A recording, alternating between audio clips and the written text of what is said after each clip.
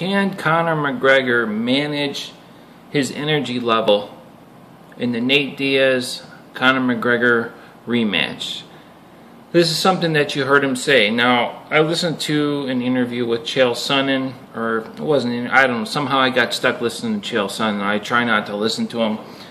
And he was saying that that's a glamorous way of saying that you gassed out or tired out. Well, that's not true. That actually is not true at all. You can manage your energy level. You can manage the way that you strike. Boxers do it all the time. I'm going to shed some light on this. So you have two energy systems in your body. You have aerobic energy system and you have an anaerobic energy system. Your aerobic energy system is there for walking. If you are a caveman, you're somewhere and there's water and it's 2 hours away, you can walk slowly, leisurely pace, and after 2 hours you'll get to that water. Okay? You can pretty much walk all day. Aerobic exercise is an energy system in your body that allows you to produce energy, and you can just maintain it for a really long time. The other energy system in your body is anaerobic. Okay, instead of aerobic, it's anaerobic. That's there for like sprinting, like if a dinosaur is coming after you. There was never dinosaurs when cavemen were alive, but if there were, okay, a dinosaur came after you, you can run away. It's an energy source there that you can take off. You can run faster than you can run faster anaerobically than you can aerobically. And the reason that the difference between the two is aerobic exercise is very low. It's easy on your joints. Your body can sustain it for a long time. Anaerobic, very hard on the joints, very hard on your heart, and you cannot sustain it for very long. Your body has a way of protecting itself. Lactic acid will build up. Lots of different things will slow you down. You do not have enough muscle glycogen, ATP, to sustain anaerobic for very long. It's there for a purpose. You're designed to tire out for a purpose. If you could run full speed and not tire out, just run full speed for an hour, after 2 hours, your limbs would just shred apart. It'd be like a machine that you just turned up, full blast, beyond its strength level of the steel. It would just all rip apart, and that actually happens. The guys that start taking steroids, their muscles are so strong because they're taking steroids that they literally just rip their tendons apart. They'll rip their tendons because they're no longer using the natural energy that's in their body, and your body is already designed to protect yourself, from this type of stuff. So you can manage your energy level. Boxers do it all the time. See, this is where you start to see a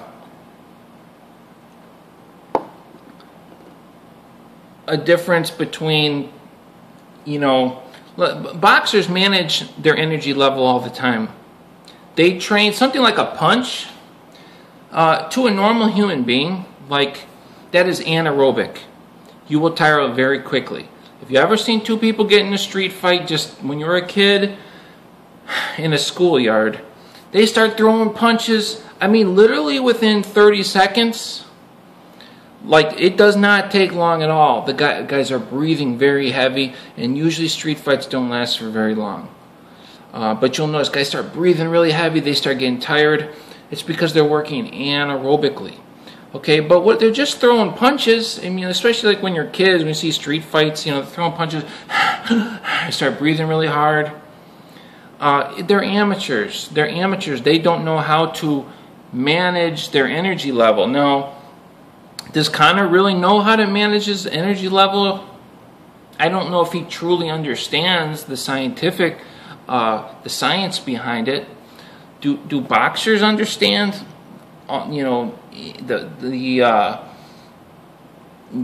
truly why, what is taking place? I don't know. Maybe they do. But even if they don't, they know how to manage it by training and building up to a certain level. Okay, in other words, you get two kids swinging punches, and young kids who should be in great shape, and they tire out after 30 seconds, 1 minute, minute and a half in a street fight. So how can Nate Diaz, or how can Nick Diaz go in there and volume punch, throw hundreds of punches? Like, these guys would throw like 200 punches, over 200 punches in a single round. Because they're not working anaerobically, they're working aerobically. Like, how can you throw punches? You just said that's anaerobic. It is anaerobic.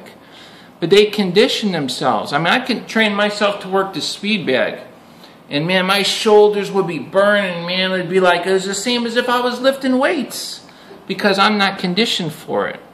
Okay? They're hitting the speed bag, but they're not going as hard. You know what I mean? They're not hitting the speed bag as hard as they can. When they're throwing punches, they're not, there's a certain point, like when you're running, where let's say you're jogging slowly and you're aerobic, if you're someone that's in shape. If you speed up, there's a point to where you become anaerobic. Boxers, when they train, they stay right below that anaerobic point. That's why they don't build lactic acid up. That's that burning in your muscles, and it makes you slow and lethargic. They stay aerobic. There's a video of Nick Diaz working a speed bag on YouTube. It shows him, it's a continuous video. He's on there, it's either 15 or I think maybe even 20 minutes. Non-stop speed bag. He's not working anaerobically. Whenever I worked the speed bag, I was probably anaerobic the entire time, because I did teach myself to do it, but I couldn't last for very long. I wasn't, I'm just a normal person in the gym. I was just doing it just for a workout to teach myself. But when you go on here on YouTube and watch Nick Diaz on his speed bag, he is working aerobically.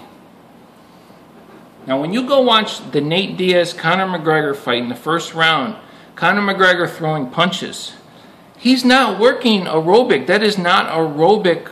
Those are not aerobic type of punches.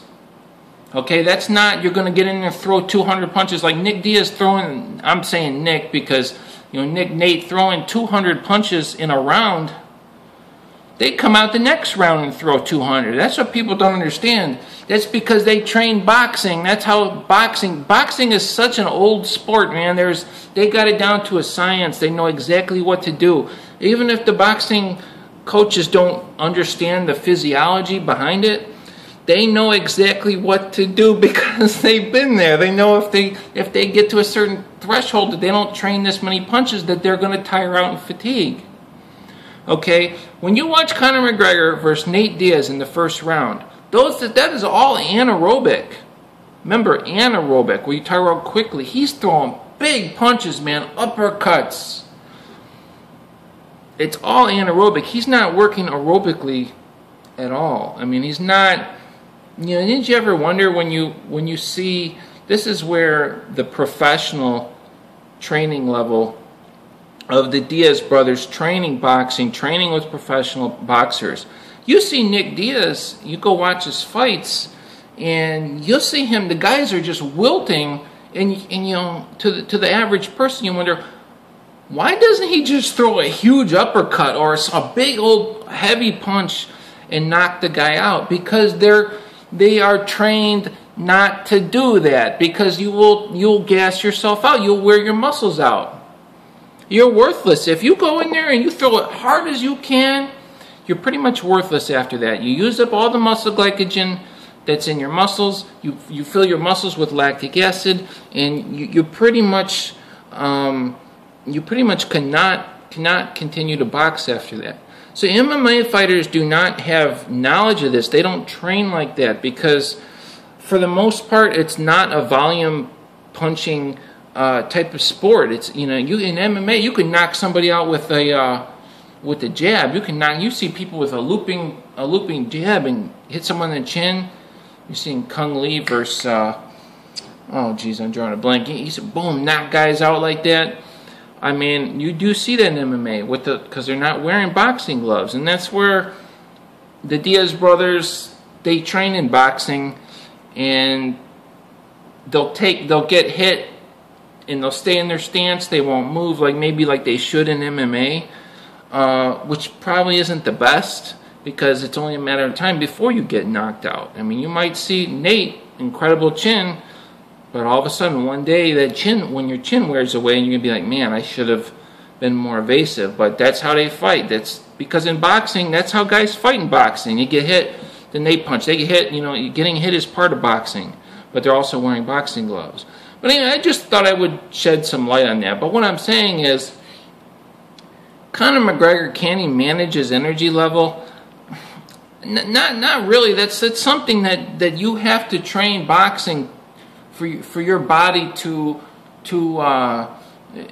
you train at that point where you stay aerobically. Now, somebody like me, any type of punching is pretty much going to move right into anaerobic, even if I don't punch hard, because I'm not conditioned to do that. But they're so conditioned, they can stay underneath that threshold of anaerobic, and they can stay aerobic. I don't think Conor McGregor really trains like that. Now, he could slow his pace down, but he's still throwing anaerobic punches, and that's what I want. So maybe he could last a little bit longer. But as far as his volume of punches, he could put a little less on them.